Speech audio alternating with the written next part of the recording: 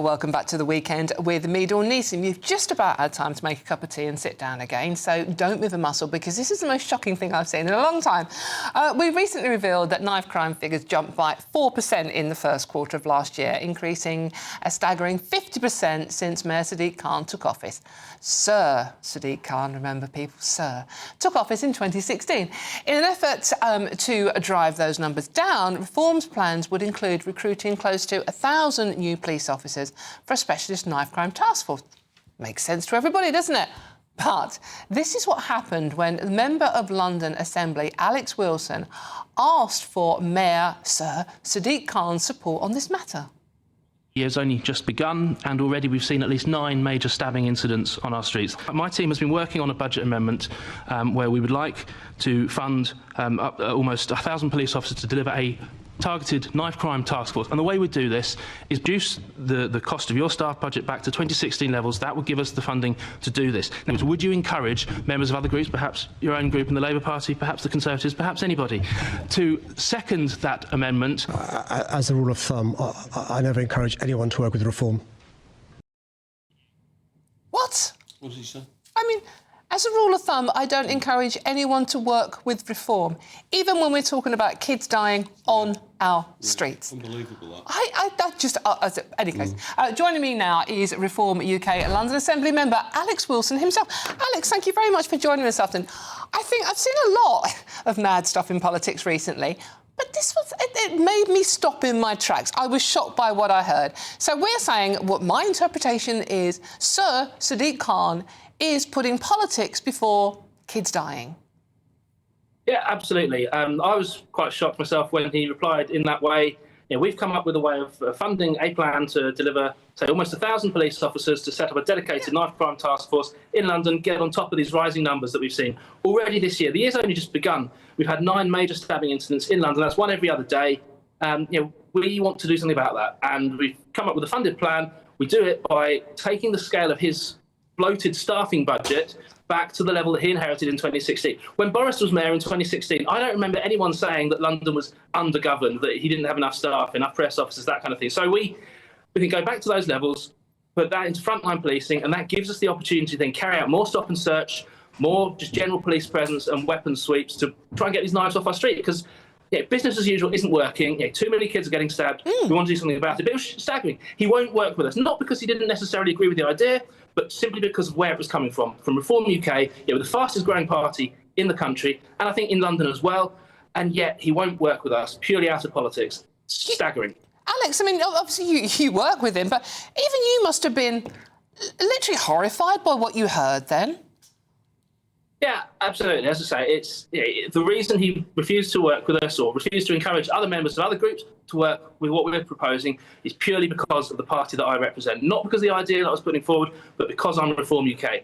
And I think it shows that the mainstream parties are scared of us. You've seen our membership surge. We're getting branches set up right across the country.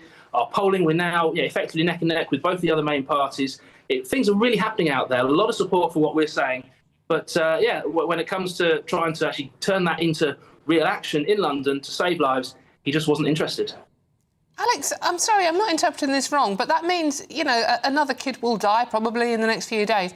I mean, Sadiq can't have blood on his hands over this one.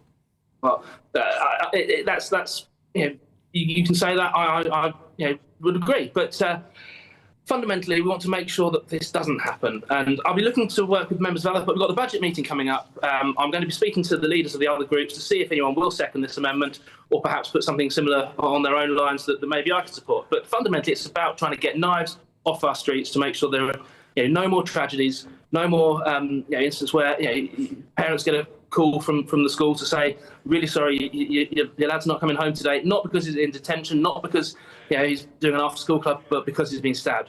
We can't allow that to keep going on. So business as usual isn't working. Something needs to change. That's what we're trying to do. Alex, how hopeful are you that with our Sadiq Khan in charge as mayor still, that things will change anytime soon? Well, he's got another 3.5 years to go of this term of office.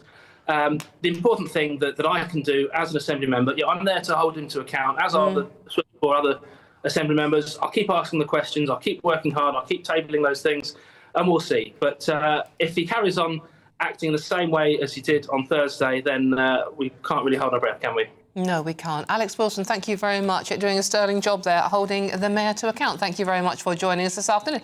I'm sorry, I just think that was the most astonishing thing I'd ever heard. And that was then compounded when Susan Hall asked a question about grooming gangs. And let's face it, if you don't know what a grooming gang is by now, then I don't know what rock you're living under, but it's not a nice place. And Sadiq Khan refused to acknowledge what a grooming gang even was. That also was equally shocking. Well, I've still got Mike Parry and Curtis Daly with me.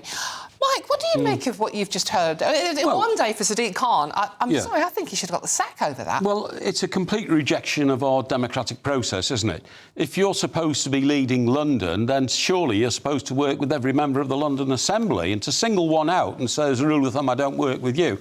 Outrageous, utterly outrageous. But I intensely disapprove of Sadiq Khan and the way he's run London. As Alex there said, the numbers of people he employs has doubled since he got in 2016. His budget has doubled since 2016. But still, we can't seem to find the money to introduce proper policies on the streets to stop children killing each other. And let's be absolutely clear here what it's all about. It's all about a lot of black children fighting other black children and killing them.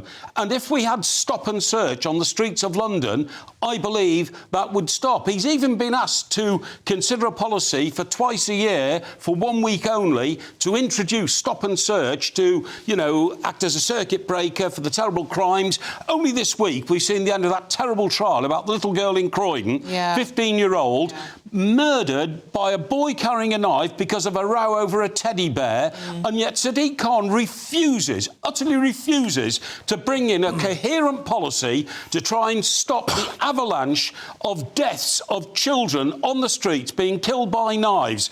OK, supposing his view that stop and search is discriminatory, because that's what we believe he thinks. Well, introduce another policy, come up with something. Don't just sit around and every time a child gets murdered say, my thoughts are with the family. Yeah, which we hear a lot, isn't it? Thoughts and prayers with the family. I mean, Curtis, children will die because of that attitude. This is playing politics. Like we've seen with the grooming gangs for a certain extent. People playing politics with children's lives. Every political party is playing politics. Look, I'm not a Labour voter, by the way. I'm not exactly Sadiq Khan's supporter. Here's what I think he was trying to do, and it's not whether I agree with it. I think he was trying to basically get more information. Like the whole grooming gangs, he knows what a grooming gang is. But Susan Hall, I mean, whoever she is, this is the other incident where she lost to Sadiq Khan. That shows how good she is. But she was saying about grooming gangs, and he said, well, "What do you mean by that?" Now, of course, the narrative here is he doesn't know what grooming gangs is.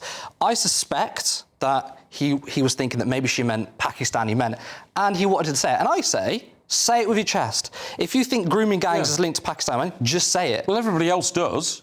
And by the way, I mean, you misunderstand. I'm not saying there's an issue with Pakistani men. The data doesn't reflect that. What I'm saying is, don't be a coward and say it. That's why Sadiq Khan does actually reflect that with grooming gangs we're talking about.